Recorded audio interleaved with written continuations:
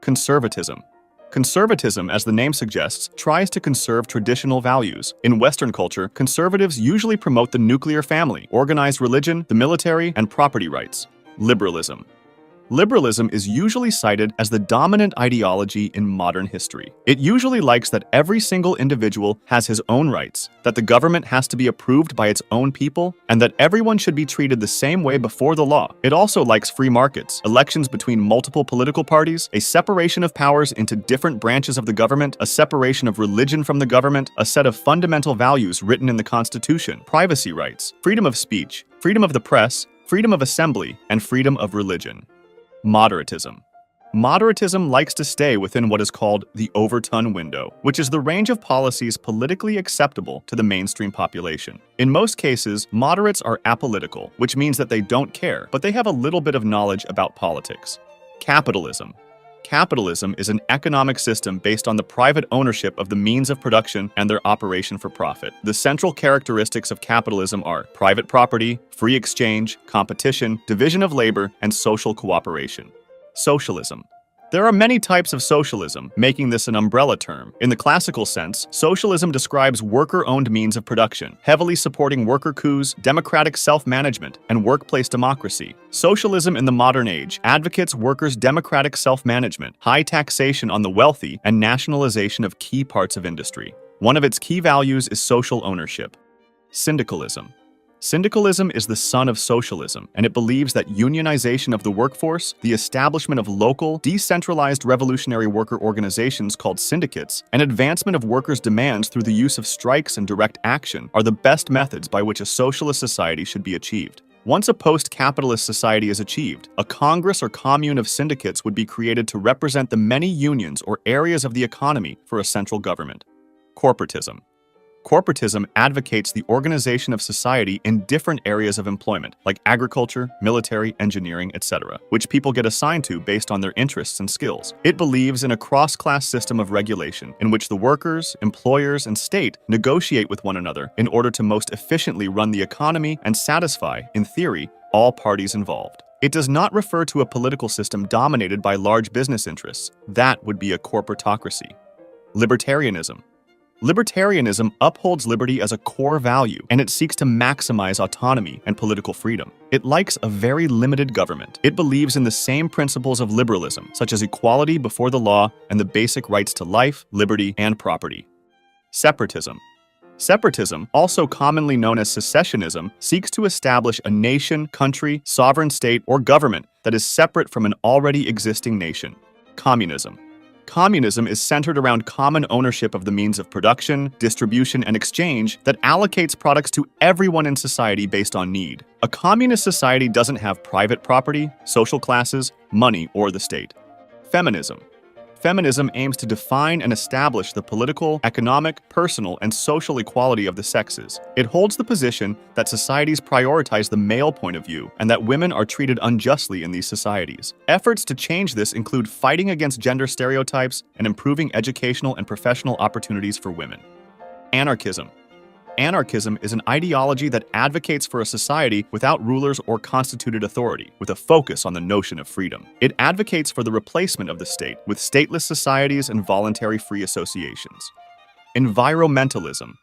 Environmentalism, sometimes called green politics, is a term used to represent a range of ideologies that fall under the belief that nature should be a significant factor in deciding public policy, be it increasing recycling, decreasing CO2 emissions, stopping water pollution, etc.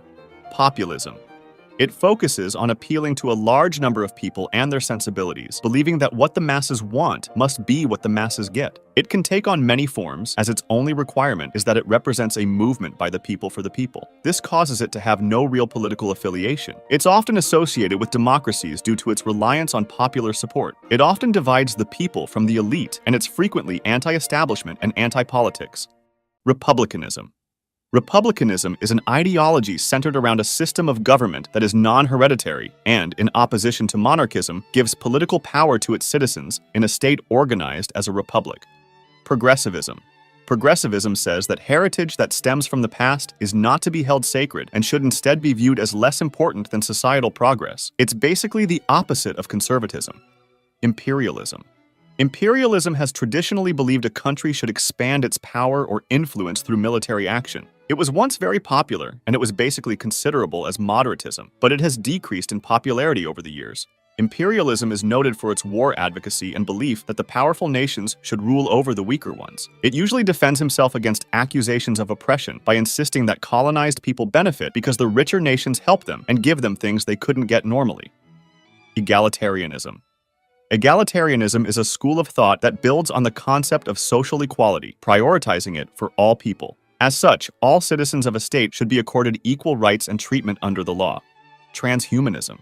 Transhumanism believes that everyone should upgrade themselves with technology to overcome both the most basic and most complex of humanity's challenges. The ultimate objective is for all people to reach immortality and an incredibly advanced mind and body. Communitarianism.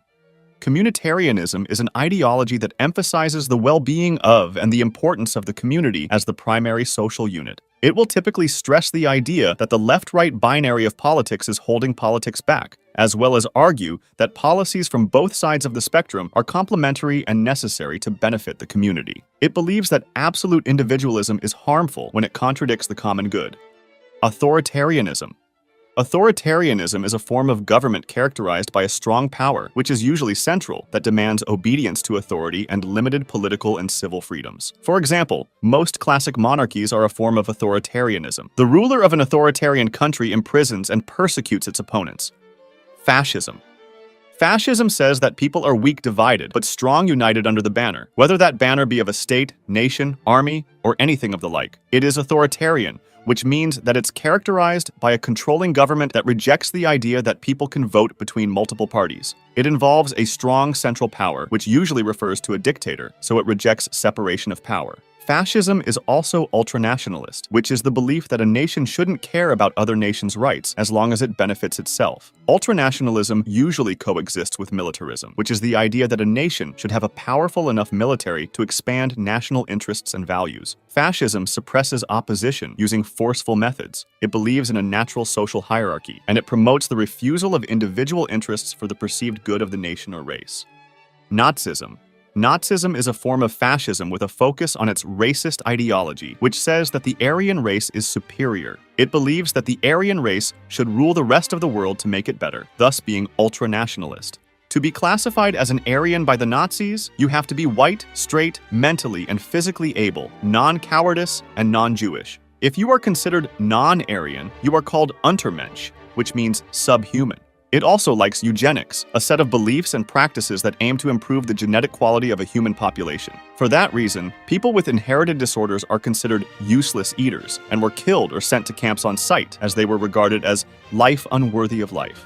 Nazism also hates homosexuals, considering them Untermensch as well. I'll be making similar videos. Subscribe to see them.